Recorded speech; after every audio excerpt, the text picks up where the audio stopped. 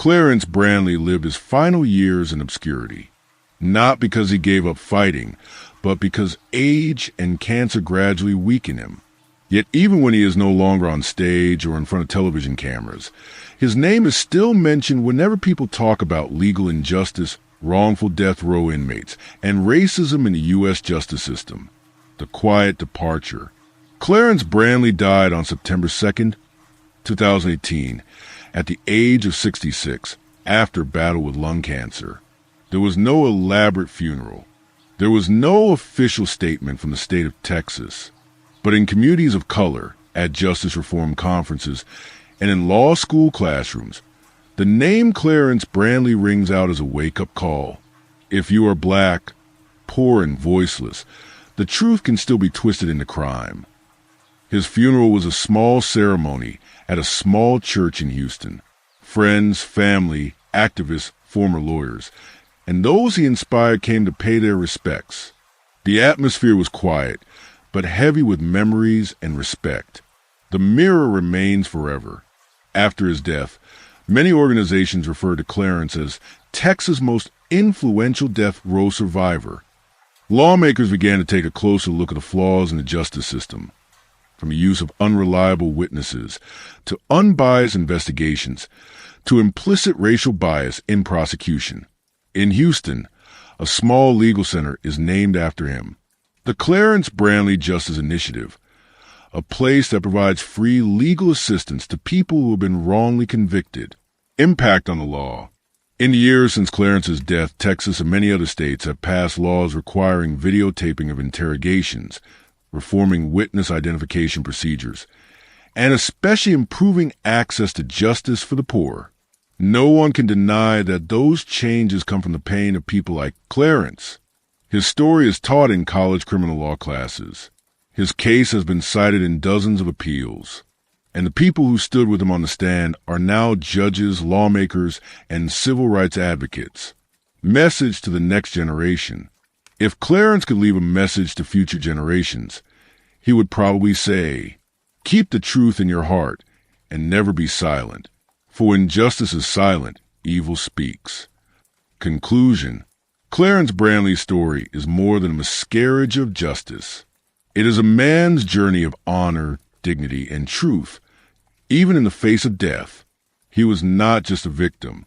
He was a warrior who refused to give up even when the world turned its back on him. And so he will live on in the memories of Texans, in laws rewritten with blood and tears, and in the consciences of those who still believe in justice. I moved into an old, creaky house on the outskirts of town. The previous owner had passed away years ago, and the house had been vacant ever since. I didn't mind the solitude. It was peaceful, but something about the attic always bothered me. It had a locked door, and every time I went near it, I felt a sense of dread. One rainy evening, after hearing strange noises from above, I decided to finally investigate. I grabbed a crowbar and pried open the door. The stairs creaked as I made my way up to the attic. When I stepped inside, the air felt unusually cold. Dust covered the floor, and old furniture was piled up in the corners. But it wasn't the old furniture that caught my attention. It was the dark figure standing in the corner, barely visible. The figure had no face, just a silhouette that seemed to shift and pulse with the dim light from the cracked window. I froze, unsure if what I was seeing was real. I tried to speak, but no words came out. Suddenly, the figure moved, its shadow stretching out across the room toward me. Panicking, I turned and ran down the stairs, but the moment I reached the bottom, the door slammed shut.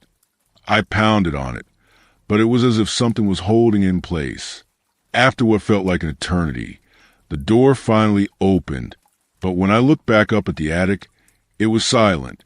The dark figure was gone.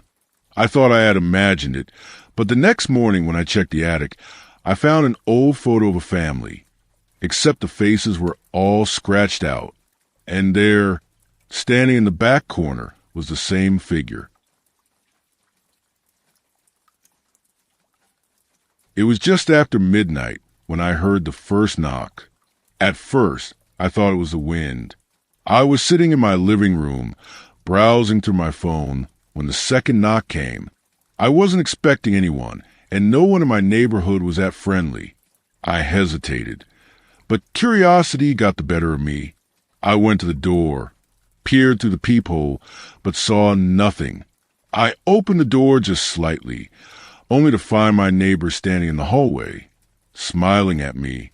"Everything okay?" I asked, confused by the sudden appearance. He didn't respond at first, but just kept grinning. His smile looked too wide, and his eyes seemed hollow. I noticed that his clothes were soaked, and his hair was dripping wet, as if he'd been standing out in the rain for hours. "Just wanted to check on you," he finally said, still smiling. I didn't feel right about it, but I didn't want to be rude. I told him I was fine and was about to close the door, but then he grabbed my wrist with an unnervingly tight grip. "You're sure?" "Because I don't think you are," he whispered, his voice low and cold. Suddenly, there was a loud thud from inside the house, and when I turned to look, the door slammed shut on its own. When I looked back at the hallway, the neighbor was gone, as if he had vanished into thin air. I opened the door to find no sign of him. But the real horror came when I checked the living room. On the coffee table, there was a wet, muddy footprint, and inside my house, there was no rain.